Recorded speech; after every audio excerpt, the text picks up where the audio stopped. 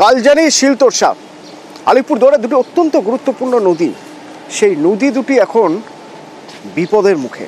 কেন না, লুকোচুরির ব্যাপার নেই কোনো, রাতের অন্ধকারে লোকজন যাতে টের না পায়, না এরকম কোনো ব্যাপার নেই। একেবারে দিনের আলোয় সবার সামনে কালজানি থেকে, শিলতোরসা থেকে ট্রাকের পর ট্রাক বালি উঠাও।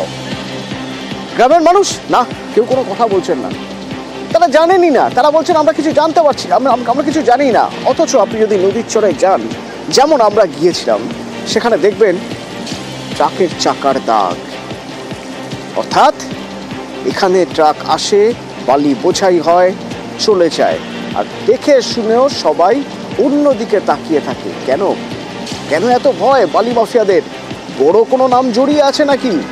রাজকুমার রয়েছে সরাসরি আমার সঙ্গে, বলতে পারবে রাজকুমার? একদমই অতনুরা, দেখো নাম তো বড় জড়িয়েই আছে, আমরাও সেই নাম কিছুটা জানি, কিন্তু তার এই মুহূর্তে সেই নাম বলা যাচ্ছে না। বড় কোনো নাম তো জড়িয়েই আছে।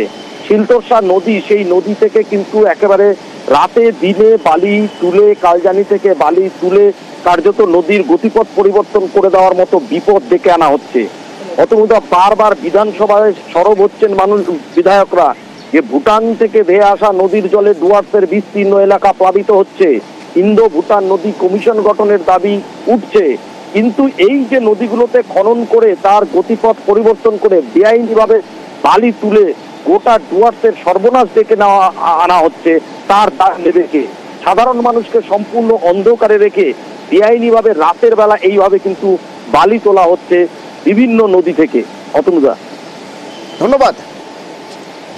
সাধারণ গরিব লোক করিয়া মনে কর 2-1 করে লোড করে করি খায়, এইটুকু, তাছাড়া কিছু না। আমাদের উত্তরবঙ্গের বিভিন্ন নদী, বিশেষ করে শিলতোরসা, কালজানি, রায়ডাক, সংকোচ, ছোট বড় বিভিন্ন নদী, সেখান থেকে প্রতিনিয়ত কয়েক বছর হয়ে গেল বালি পাচার হচ্ছে, পাথর পাচার হচ্ছে। সরাসরি শাসক দলের ছোট বড় নেতারা, তারা যদি যুক্ত না থাকেন, তাহলে এত বড় কর্মকাণ্ড এতদিন ধরে চলতে পারে না।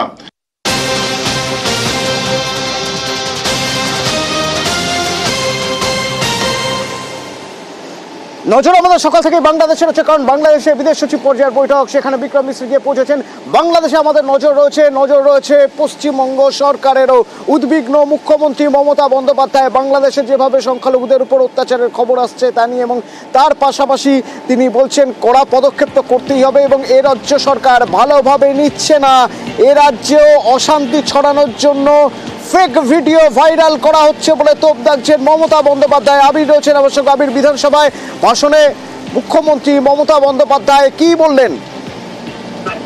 প্রথমত হচ্ছে বাংলাদেশ নিয়ে দিনকেটে বিশেষ বিবৃতি বিধানসভাটা দিলেন মুখ্যমন্ত্রী মমতা বন্দ্যোপাধ্যায়। এই বিশেষ বিবৃতিতে দুটো বিষয় তিনি মনে করিয়ে দিয়েছেন। এক, বিদেশ মন্ত্রকের সচিব তিনি ইতিমধ্যে বাংলাদেশ পৌঁছে গিয়েছেন, সেখানে মিটিং হবে এবং সেই মিটিং এর যে নির্দেশ উঠে আসবে, বিদেশ মন্ত্রকের তরফ থেকে যে সিদ্ধান্ত রাজ্যগুলিকে জানানো হবে, কেন্দ্রীয় সরকার যেটা জানাবে তার ভিত্তিতেই রাজ্য চলবে। এক্ষেত্রে দাঁড়িয়ে এক্সটার্নাল অ্যাফেয়ার্সের মন্তব্যের বাইরে বা তাদের সিদ্ধান্ত বা পলিসির বাইরে কোনো আচরণ করা হবে না। দ্বিতীয়ত, তিনি মনে করিয়ে দিয়েছেন যে বাংলাদেশের এই পরিস্থিতির সুযোগ লাগিয়ে একাধিক ভিডিও, যা আসলে ফেক ভিডিও, সেগুলোকে ভাইরাল করা হচ্ছে। সেই ভিডিও সত্যতা যাচাই না করে মানুষজন এই ভিডিওকে নিয়ে অযথা যেন কোনো মন্তব্য যাতে না করেন। তৃতীয়ত, বর্তমান পরিস্থিতি অত্যন্ত সংবেদনশীল পরিস্থিতি তৈরি হয়েছে। এই পরিস্থিতিতে দাঁড়িয়ে তারা যে রাজনৈতিক দলেরই সদস্য হোক না কেন, তারা যেই হোক না কেন, এমন কোনো মন্তব্য তারা যেন না করেন যে মন্তব্য অত্যন্ত প্ররোচনামূলক হয়, এবং সেই মন্তব্যের প্রেক্ষিতে যেন কোনো অশান্তি নতুন করে তৈরি না হয়। তিনি মনে করছেন যে, তিনি এদিনকে উল্লেখ করেছেন যে তারা দাঙ্গা চান না, তারা শান্তি চান, এবং যারা দাঙ্গা করেন তারা কোনো নির্দিষ্ট জাতির হন না, তারা আসলে দুষ্কৃতী হন এবং তারাই এই দাঙ্গাটি করেন। এই প্রসঙ্গে তিনি বলেছেন, বহু ব্যক্তি আছেন যারা ওপার থেকে এখানে আসতে চাইছে, কিন্তু সীমান্তেও সুরক্ষার দায়িত্বে রয়েছে বিএসএফ, কেন্দ্রীয় সরকারের নিয়ন্ত্রণে। কারা আসবেন, কিভাবে আসবেন, সেই বিষয়ে সিদ্ধান্ত তারাই নেবেন। তবে এই রাজ্যের ক্ষেত্রে তবে একই সঙ্গে কার্যত হুঁশিয়ারির মতো করে তিনি বলেছেন যে গত কয়েকদিন ধরে বিভিন্ন কথা, বিভিন্ন মন্তব্য উঠে আসছে যে দখল করা হবে, বিহার দখল হবে, উড়িষ্যা দখল হবে, বাংলা দখল করা হবে। তিনি বলছেন যে কেউ দখল করবেন আর সবাই চুপ করে বসে থাকবে এখানে, সেটা হবে না। ভাববেন না যে ললিপপ খাবো, এটা ভাববেন না।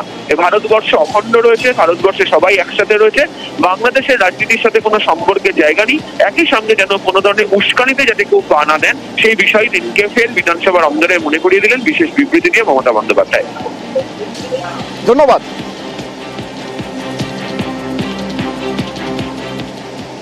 স্কুলের গাছ, সেই স্কুলের গাছ কেটে সাফ করে দেওয়া হলো।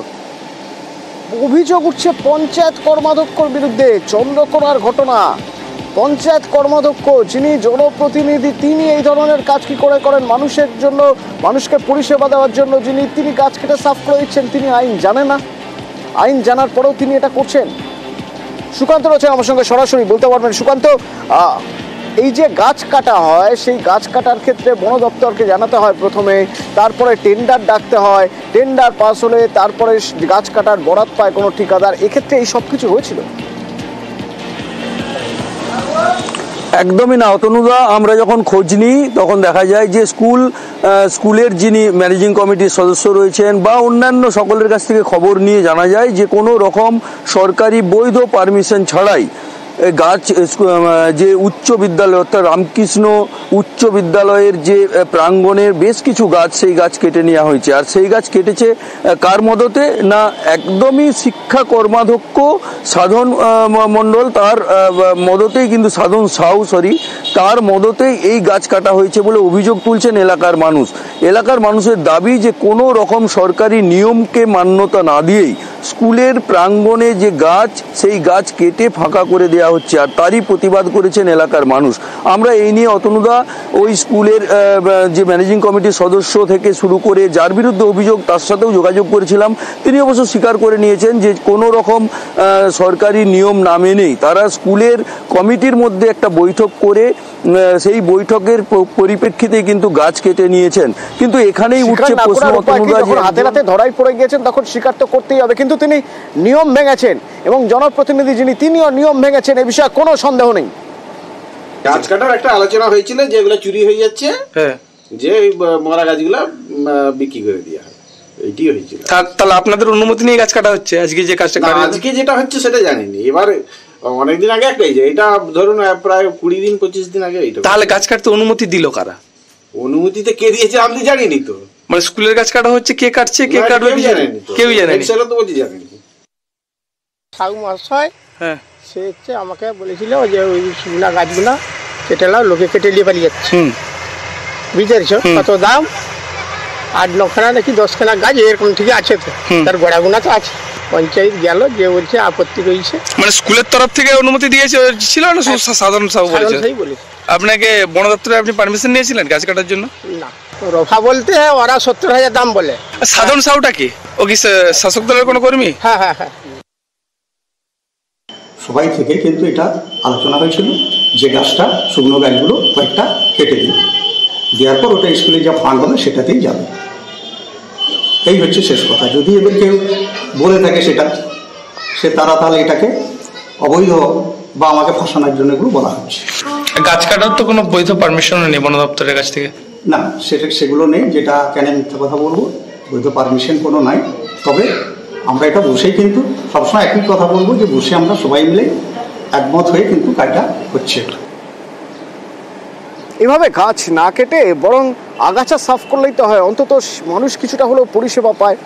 ঘাটালে ইকো ট্যুরিজম পার্ক সেই বাম আমলে তৈরি হয়েছিল, কিন্তু শিলাবতীর জল উঠে যাওয়ার পর এই পার্ক পর্যন্ত জল উঠে গিয়েছিল, তারপরে জল নেমেও গিয়েছে, কিন্তু পার্কের আর নতুন করে কোনো রক্ষণাবেক্ষণের কথা কেউ ভাবেনি। আর সেই জন্যই আগাছায় ভর্তি ইকো ট্যুরিজম পার্ক। সরাসরি আমার সঙ্গে রয়েছেন সুকান্ত, এই পার্ক এরকম দুয়োরানির মতো হয়ে পড়ে আছে কেন? ঘাটাল শহরে কি অন্য কোনো পার্ক রয়েছে ঠিক এরকমই, সেখানে মানুষ চান? একদমই অতনুদয়, এই পার্কটার গুরুত্ব এতটাই যে ঘাটাল যে পৌর এলাকা অর্থাৎ 17টি ওয়ার্ড, সেই 17টি ওয়ার্ডের মধ্যে কিন্তু একটিও পার্ক নেই। তারপর শুধু তাই নয়, ঘাটাল ব্লকেও কিন্তু কোনো পার্ক নেই, একটি মাত্র এই park Ghatal eco tourism park, যে পার্ক কিন্তু রক্ষণাবেক্ষণের দায়িত্বে আছে ঘাটাল পঞ্চায়েত সমিতি। আর পার্কটি কোথায় অবস্থিত না, ঘাটাল পৌরসভা 13 নম্বর ওয়ার্ডের সীমানা এবং মনোহরপুর গ্রাম পঞ্চায়েতের একদম সীমানাতে এই পার্ক অবস্থিত। এই প্রথম দিকে যখন বাম আমলে এই পার্ক তৈরি হয় তখন কিন্তু মানুষের উৎসাহ ছিল, এই বড়দিন আসছে বা অন্যান্য দিনেও ছুটির দিনে কিন্তু এই পার্কে প্রচুর মানুষ ভিড় জমাতেন। কিন্তু এখন আর মানুষ বেশি এই পার্কের দিকে যাচ্ছেন না। কেন না, পার্কের কিন্তু আগাছায় ভরে রয়েছে। শুধু তাই নয়, পার্কের যে বোটিংয়ের ব্যবস্থা ছিল সেই বোটিংয়ের ব্যবস্থা কিন্তু পুরোপুরি বেহাল, বোট সব ভেঙে পড়ে রয়েছে। এখন যে পর্যটকরা যাচ্ছেন তারা বলছেন 10 টাকা টিকিট। সুকান্ত, মানুষ যাবেন কেন? আগাছা ভর্তি, সাপ খোপের বাসা, বোটিংও হয় না, তাহলে আর মানুষ এখানে যাবেন কেন? 10 টাকা করে টিকিট নিচ্ছে, আর এখানে তেমন কিছুই নয়, বনের বাজারে ভর্তি, বাচ্চারা কেউ খেলাধুলো করতে পারছে না। সামনে 25শে ডিসেম্বর আসছে, যদি ভালো পরিষ্কার করা হয় তাহলে ভালো হয়। পার্কে বন জঙ্গলে ভর্তি, একটু পার্কটা পরিষ্কার করলে ভালো হয়। পিকনিক করার মতো পরিবেশ আছে, কিন্তু একটু পরিষ্কার হলে ভালো লাগবে দেখতে। অভিযোগটা অনেকটাই সত্য। আমরা দীর্ঘ কয়েক বছর ধরে লেগে আছি, কোনোভাবেই অর্থ বরাদ্দ হচ্ছে না। যদি না অর্থ বরাদ্দ হয় এই পার্টির ভগ্নপ্রায় অবস্থা আমরা কোনো মতেই ভালো অবস্থায় নিয়ে যেতে পারছি না। আগাছা হয়ে আছে চারদিকে, এটা ভিত্তিহীন। আমরা বড়দিনের আগেই এটা পরিষ্কার করে দিই প্রত্যেক বছরই। বড়দিনের আগে এই পার্কটা একেবারে পর্যটকদের উপযোগী আমরা করে দেবো।